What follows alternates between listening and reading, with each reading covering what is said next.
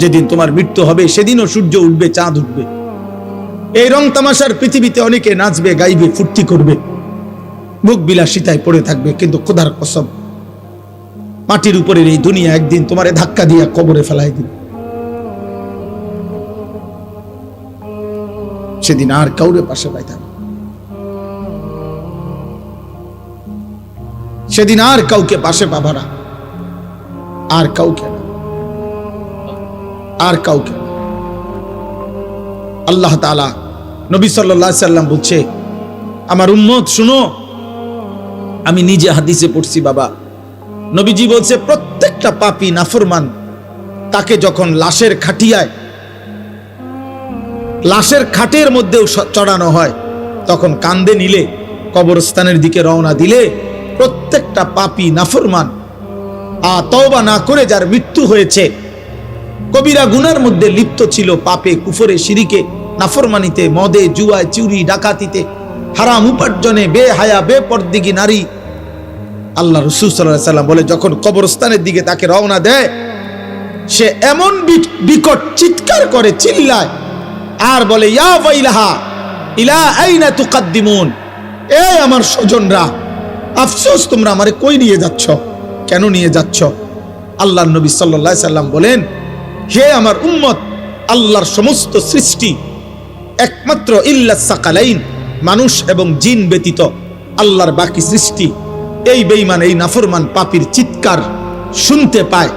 আল্লাহর নবী বলেন, যদি কোনো মানুষ, পৃথিবীর সমস্ত মানুষ যদি একসাথে এক মাঠে দাঁড়ানো অবস্থায় ওই নাফরমান শুধু কবরের দিকে যাওয়ার সময় যে চিৎকার দেয়, আল্লাহর কসম নবী বলছে, যদি ওই চিৎকার শুধু পৃথিবীর সব মানুষ একবার শুনতো, তো সমস্ত মানুষ চিৎকার দিয়া বেহুশ হইয়া পড়ে থাকতো, আর এরপরে কোনোদিন কোনো মানুষ কারো লাশ কাঁধে নিত না।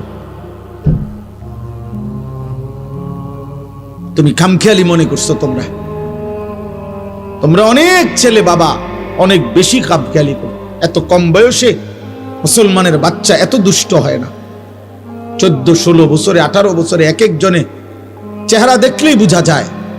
এই পরিমাণ নারী দেখে ফেলছো, এই পরিমাণ উলঙ্গ ছবি দেখে ফেলছো, এই পরিমাণ জিনা ব্যভিচারের অসভ্যতার নোংরামি মোবাইলে দেখে ফেলেছ, হতে পারে অচিরেই বিবাহিত জীবনে আর সুখ মিলবে না। আমি শত শত শত শত যুবকের ব্যক্তিগতভাবে দুঃখের কাহিনী, আহাজারি, আমি 1000 কোটি টাকার মালিকের আহাজারিও দেখছি। 1 কোটি 10 কোটি না, 1000 কোটি টাকার মালিক বলছে, হুজুর, কলিজা জড়াইয়া কাঁদা অঝরে কাঁদছে, বলছে, হুজুর, আমি জানি আমার স্ত্রী অন্য পুরুষের সাথে রাত কাটায়, কিন্তু আমার ওইটুকু হিম্মত নাই বলার।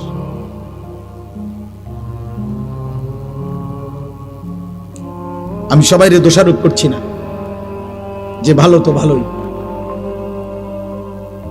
তোমরা মনে করতে আছো আর কি, আহা মোবাইলের ওই নর্তকী তোম করে সুখ দিতেছে না রে, আপনি শেষ করে দিচ্ছে। অনেক ছেলের দেখেন চেহারা দেখলেই বোঝা যায় চোখ ভিতরে ঢুকে গেছে। এত কম বয়সে বাবা চেহারা এত কালো হওয়ার কথা, এত কম বয়সে আরেকটু ডর ভয় থাকার কথা। ওই দেখেন ওইখানে ছেলেরা হাসতেছে, মানে ওরা ওদের ফাজলামি করতেছে, দেখছেন? ওই দেখেন, কে বলবে ওদেরকে, কে ফিরাবে? কেউ নাই। আরে তাকায় না, লাভ কি? বয়স্ক লোকরা চা দোকানে গ্রুপে গ্রুপে 10 জন 12 জন করে চাচারা জ্যাঠারা চা দোয়ানে বইয়া বইয়া বিড়ি খাইতেছে, গপ করতেছে। কেউ কি বুঝতে আছো দেশের অবস্থা কোন দিকে যাইবো মনে হয়? বুঝেন না? হ্যাঁ, গপ মারতে আছে, বুদ্ধি দিতে আছে, বুদ্ধি দিতে আছে, অনবরত চা বেচতে আছে। চা দোকানদারে কজা, মাশাআল্লাহ, আপনার মতো বুদ্ধিজীবী থাকতে আমার দোকান আল্লাহর রহমতে রমরমা। দোকানদারে কবে যা পাই, তারও 10,000 ইটা না বিল্ডিং এর কাম দাও। কারো জাতির শ্রেষ্ঠ মাতা বয়স্ক বুদ্ধিজীবী এখানে আসছে প্রতিদিন। এই বেহুদা কথা, ফালতু আলাপ। চোখের সামনে একটা ছেলে নামাজ পড়ে না, চোখের সামনে মেয়েগুলো বেপর্দা চলতেছে। আহা, বয়স্ক মানুষ তো এতটুকু বলতে পারে যে আমাদের কোনো করণীয় আছে কিনা। 10 জন মুরব্বিতে কমপক্ষে দূর কইতে তো পারে, কমপক্ষে ও আমগো কিছু করার আসেনি, আমরা কিছু করতে পারি কিনা কারো কোনো মাথা ব্যথা। এমনি জাতি টিকবে না, মনে রাখেন। আমি এই জন্যই বললাম, আমি পরিষ্কার বললাম, সুখ এখনো অনেক দূরে আব্বা, শান্তি স্বস্তি নিরাপত্তা অনেক দূরে বাপ। আল্লাহ তাআলা ওয়াদা দিছে, বান্দা তুমি আমার ঈমান আমল বুঝায় না দিলে আমি ঈমানদারের শান্তি দেব না।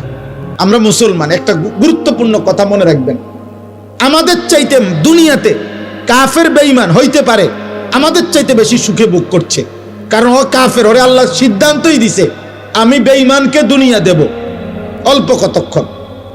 এই যে দেখেন, এই বেয়াদব দেখেন, এই যে এই দেখছেন,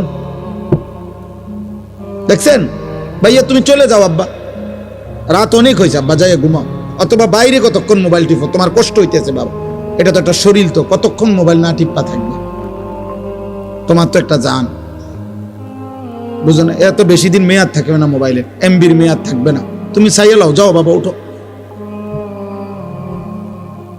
তুমি আমার চেনো না হয়তো, আমি শুরুতেই বলছি না আমি সাংঘাতিক মানুষ, আমি কসম করে বলি, আমি দিল থেকে এটা বিশ্বাস করি যে আমি একজনকে বললো আমার কোনো অসুবিধা নেই, আমি একজনকে বললো আল্লাহর কথা, একজনকে বললো নেকি হয় কিনা, তো আমার নেকি দরকার।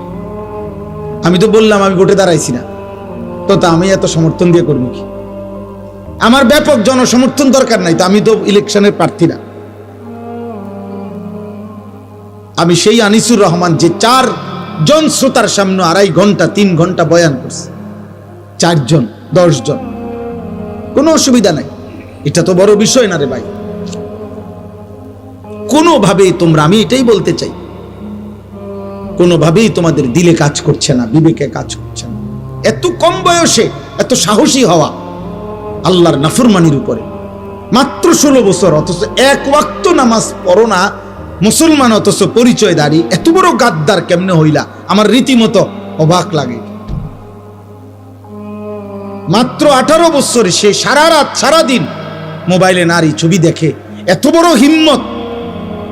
এই মানুষরূপী জানোয়ার, এত বড় জানোয়ার কেমনে হইল আমি এটা বুঝি না।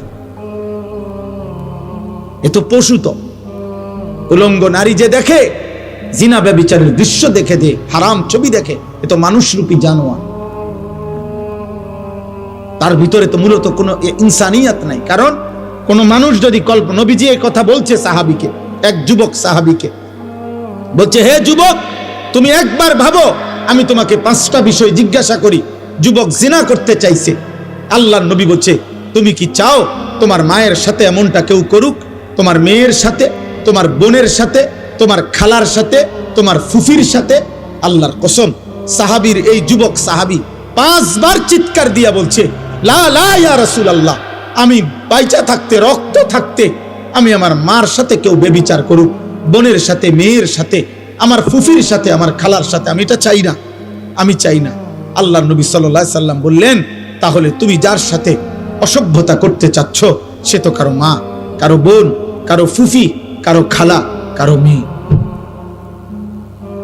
তুমি একটা যুবক যদি মানুষের বাচ্চা হও, রক্তে যদি মানুষের রক্তে থাকে, তুমি বলো বাবা, মোবাইলে যে নারী দেখো, হ্যাঁ অশ্লীল ছবি দেখো, তোমার মাকে এমন কেউ দেখুক? কথা বলে না। তোমার মাকে বিবস্ত্র দেখুক কেউ? তোমার বোনকে কেউ উলঙ্গ দেখুক? তুমি মেনে নিবা? মানুষের রক্ত থাকলে মেনে নিবা তুমি এটা? তো তাহলে সে কি কারো মা না? সে কি কারো বোন না? তুমি যাকে দেখছো,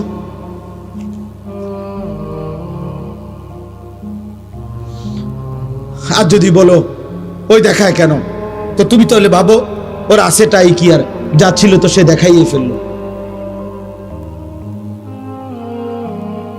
এই জন্য কোন সুস্থ রুচি সম্পন্ন মানুষ কোন পচা দুর্গন্ধযুক্ত, যেটার থেকে গন্ধ ছুটছে এমন খাবার মুখে দেয় না। ঠিক কোন সুস্থ বিবেকবান, খোদার কসম ইমানদার কোন যুবক বেহায়া বেপর্দা, যেটার থেকে দুর্গন্ধ ছুটছে, এরকম দুর্গন্ধ কোনো কন্যা নারী, বেহায়া নারীর সাথে সামান্যতম ভালোবাসার কোনো সম্পর্ক, হারাম কোনো সম্পর্ক কল্পনাও করতে পারে না। বেপর্দা বেহায়া নারীর সাথে যে সম্পর্ক করতে চায় মেয়ের সাথে, মনে করতে হবে বেটা তোর রুচিতে সমস্যা, তোর নাকে সর্দি, তোর নাকে দুর্গন্ধ লাগে না, দুর্গন্ধ লাগে না। এই জন্য আব্বা আমি বলতে চাইলাম এতটুকুই কথা। আমার মূল বক্তব্য, আমরা আমাদের মহান আল্লাহ, আমাদের সৃষ্টিকর্তা, আমরা এখানে যারা বসছি আমরা মুসলমান, ঘুরে ফিরে সকালে কিংবা দুপুরে, রাতে কিংবা দিনে, শিশু কিংবা যুবক বৃদ্ধ, আমরা শেষ পরিচয় আমাদের, আমরা মুসলিম। আমরা চাইলেই এই পরিচয় আমরা সরাইয়ে দিতে পারবো না। অতএব মুসলিম হিসাবে আল্লাহ আমাদের কাছে চান আমরা যেন আল্লাহর গোলামি করি, আল্লাহকে ভয় করি, গুনাহ যেন ছেড়ে দেই, আল্লাহ তাআলার আদেশ যেন পালন করি। এটাই আল্লাহ আমাদের কাছে চায়। আর এরই নাম তাকওয়া। তাকওয়া তাকওয়া। আল্লাহ বলে, বান্দা তুমি যেহেতু মুমিন, তুমি যেহেতু মুসলমান, আমি তোমার কাছে চাই ইত্তাকুল্লাহ ইত্তাকুল্লাহ ইত্তাকুল্লাহ। আল্লাহকে ভয় করো, আল্লাহকে ভয় করো, আল্লাহকে ভয় করো। আল্লাহ যেন আমারে ডাক দিয়ে বলে, আনিস কেউ আমারে না মানুক, তুমি না মুমিন, তুমি না বললা মুসলমান, তো তুমি আমারে মানো। কেউ আমারে সেজদা না দো, তো তুমি না বলছো তুমি মুসলমান, তুমি না বললা তুমি লা ইলাহা ইল্লাল্লাহ মানো, তুমি না বললা তুমি মুহাম্মাদুর রাসূলুল্লাহ মানো, তো তুমি সেজদা দাও। তুমি আমারে ডাকো, তুমিও ডাকবা না আমারে, তুমিও আমারে একটা সেজদা দিবা না, তাহলে তুমি ধর্মের পাশে ইসলাম লেখলা কেন? তোমার জন্ম নিবন্ধনে ধর্মের পাশে ইসলাম লেখলা কেন? তোমার পাসপোর্টে তোমার ধর্মের পরিচয় ইসলাম লেখলা কেন? তোমার জন্ম নিবন্ধন সনদে ধর্মের পরিচয় ইসলাম লেখলা কেন? এই জন্য কোরআনুল কারীমের মধ্যে আছে, কিয়ামতের দিন আল্লাহ তাআলা ফেরেশতাদেরকে বলবে, প্রত্যেকটা পাপীকে দুইজন লোক সহ একসাথ করো। এক, পাপীকে; দুই, পাপীর সঙ্গীকে; তিন, পাপ কাজে সে নির্ভর করেছে যার উপরে তাকে। এই তিন নাফরমানকে একসাথ করে দাঁড় করাও জাহান্নামের দিকে বরাবর করে। আমি আল্লাহ ওয়াকিফুহুম ইন্নাহুম মাসউলুন, একটা একটা করে আমি আল্লাহ জিজ্ঞেস করব, বান্দা কেন আমার নাফরমানি করেছো? হ্যাঁ, আপনি এই জন্য ভাবেন।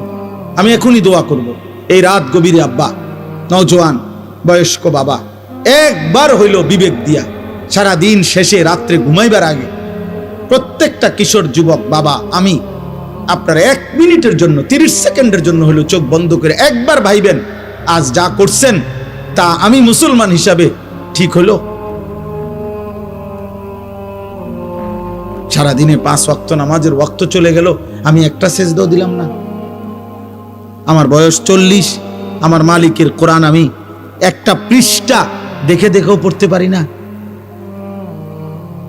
সারা দিনে 24 ঘন্টার মধ্যে আমি কি 10টা মিনিট আমার আল্লাহর নামের জিকির করতে পারতাম না? হ্যাঁ, আমার আজকের সারা দিনের উপার্জন 1000 টাকা, আমি কি আমার আল্লাহর পথে 10টা টাকা খরচ করতে পারতাম না? কোনোদিনই মনে পড়লো না। এতটুকু হিসাব মিলাই, এটা আল্লাহর কোরআনে বলছেন, ওয়াল তানজুর নাফসুম মা কদ্দামাত লিগাদ। বান্দা তুমি হিসাব কইরো আজকের দুনিয়া থেকে আগামীকালকের আখিরাতের জন্য কি পাঠাইছো। 2 নম্বরে আল্লাহর নবী বলছেন, আল কাইয়িসু মান দানা নাফসাহু, বুদ্ধিমান সে যে নিজের হিসাব করে। নবীজি বলছেন, হাসিবু ক্বাবলা আন তুহাসাবু, আল্লাহ তোমার হিসাব নেওয়ার আগেই নিজের হিসাব তুমি করো। আল্লাহ আমাদেরকে বুঝ দান, আল্লাহ আমাদেরকে বিবেক দান করেন। তাহলে আল্লাহ তাআলা আমাদের কাছে তাকওয়া চায়, গুনাহমুক্ত জীবন চায়, আল্লাহর আনুগত্যপূর্ণ জীবন চায়। এটাই আল্লাহ এখানে বলছেন যে বান্দা, এই শেষ কথা, আল্লাহ তাআলা বলেন, বান্দা আমি চেয়েছিলাম 12 মাস তুমি আমাকে ভয় করবা, আমি চেয়েছিলাম পুরাটা বছর তুমি গুনাহ ছেড়ে দিবা, আমি চেয়েছিলাম তুমি পুরাটা বছর আমি আল্লাহর আনুগত্য করব। আচ্ছা যাও, ঠিক আছে, 11 মাসে ঘাটতি হইছে, কমতি হইছে, ভুল হয়ে গেছে, আচ্ছা ঠিক আছে বান্দা যাও, আমি আল্লাহ আবারও তোমার একটা নতুন সুযোগ দিতে চাই। মাত্র 1টা মাস 11 মাস পরে আমি আবার আনলাম এই একটি মাস, আইয়ামাম মাদুদাত, গুনা গুনা কয়েকটা দিন, গুনা দিন মানে হইল 30 দিন অথবা 29 দিন। আল্লাহ যেন আশ্বাস দিয়া, নিশ্চয়তা দিয়া বলতেছে, বান্দা 31 দিন হবে না বললাম, 32 দিনও যাইতো না, হয় 30 নয়তো 29, এই দুইটার মধ্যেই থাকবে। 29 বা 30 দিনের মাত্র গুনাহ হিসাব করা একটা মাস মাহে রমজান। আমি আবারও 11 মাস পর পর